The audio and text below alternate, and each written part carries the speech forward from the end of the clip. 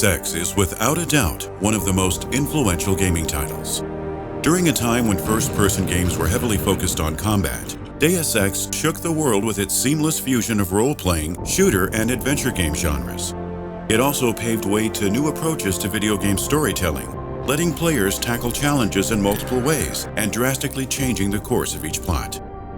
With the upcoming release of Deus Ex Mankind Divided, we at GVMERS wanted to take a look back at the series and see how it evolved over the past 16 years.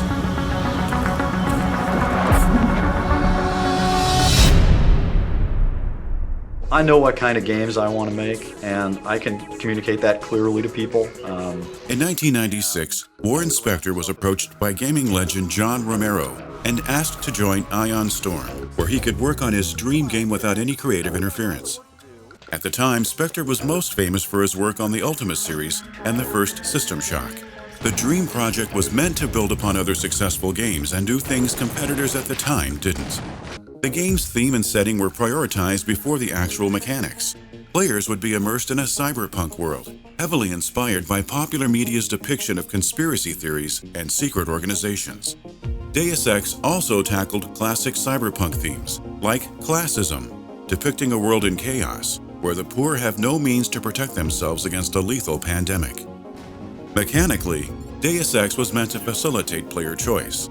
This wasn't limited to just simple dialogue options, but also the way the game was played. The player character, J.C. Denton, could approach missions in several ways. He could go in guns blazing, take the stealthy approach, or even try to resolve conflicts in a non-lethal manner. This wasn't just flavor either. The world would change to reflect J.C.'s actions. Well, since that makes you my new boss, take a long look at Manderley's dead body. Consider that my resignation. I don't have time to write a letter. The freedom of choice was so great that the player could even eliminate certain bosses early in the game, preventing encounters with them much later in the plot. Deus Ex also offered some classic RPG mechanics, like upgrading skills or installing cybernetic augmentations to help further customize the player character. The game was released in June 2000, to much critical acclaim. Reviewers were blown away, and the game won various Game of the Year awards. To this day, the first Deus Ex places high on many outlets' best game of all time lists. We don't need cities or armies. We have the cells of human bodies. An invisible weapon for an invisible war. In December 2003, the long-awaited sequel, Deus Ex Invisible War for Xbox and PC, finally hit store shelves. The game takes place in the year 2072, 20 years after the events of the first Deus Ex.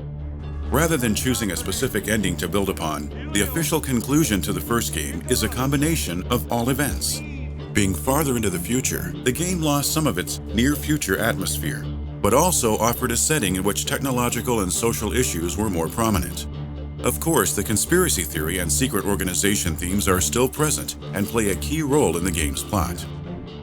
Players take up the role of Alex D, an avatar they can customize to be either male or female. While the game offers more narrative freedom than its predecessor, many other mechanics were simplified. Ammo usage was streamlined, while skills and augmentations were replaced with biomods. While the game received positive reception from critics, fans of the first game felt let down. Even the positive reviews agreed that it wasn't on the same level as the original Deus Ex. Years later, project director Harvey Smith spoke about how he also felt that the game didn't deliver. He said, "I feel we made an 85% rated RPG that was not a worthy sequel of the original game in terms of how interesting the original game was." Smith would later cite their unfamiliarity with console development and the desire to win over players who weren't fans of the original as some of the reasons Invisible War fell short. A sequel to Invisible War had been attempted several times, with one attempt spinning off into a new game called Project Snowblind. But gamers would have to wait 8 years for a new official entry.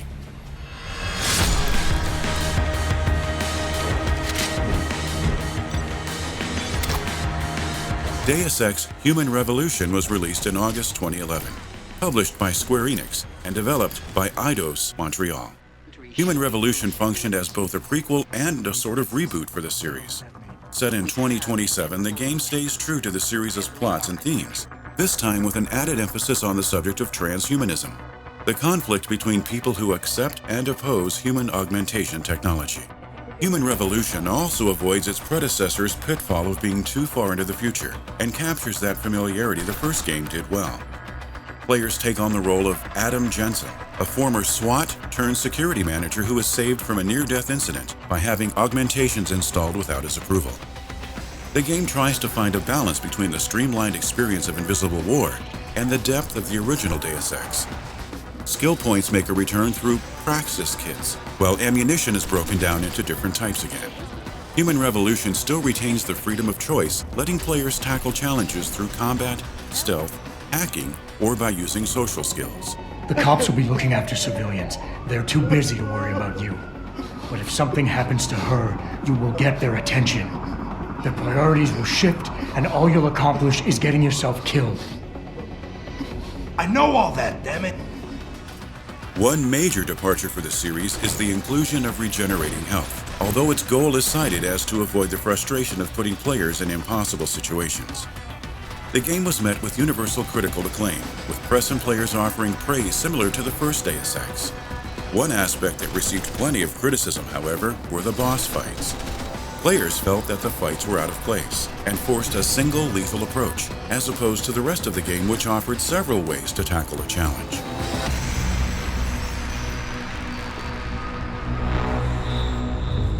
My name is Ben Saxon. In 2013, Human Revolution was followed up by the mobile spin-off title Deus Ex The Fall, with augmented mercenary Ben Saxon as the protagonist. The Fall offered a distilled experience developed in mind for mobile devices, but also later ported to PC. Both versions received a mixed reception, with the PC version faring far worse due to its various technical issues.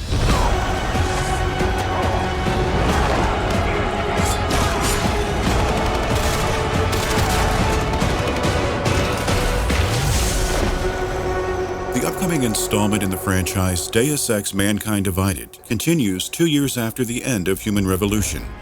After the AUG incident, where augmented humans became uncontrollably violent and killed anyone in their sight, AUGs are now social outcasts who live on the edge of society. Adam Jensen is the protagonist once more, this time working for Interpol, while secretly trying to take down the Illuminati with the help of the Juggernaut hacker group. In addition to technical improvements expected of modern titles, Eidos has promised better boss fights, going as far as to let players overcome them with a non-lethal approach. Another major addition will be Breach, a stylized game mode where gamers play as hackers through 75 levels of platforming and puzzles, complete with global leaderboards. Will Mankind Divided live up to the series' name? If Human Revolution was anything to go by, we can be sure to expect an excellent title. Maybe it won't shake up the gaming scene as much as the original did, but that's a hard act to follow. What are your hopes for Mankind Divided? Let us know in the comments below. And for all things Deus Ex, make sure to subscribe to GVMERS.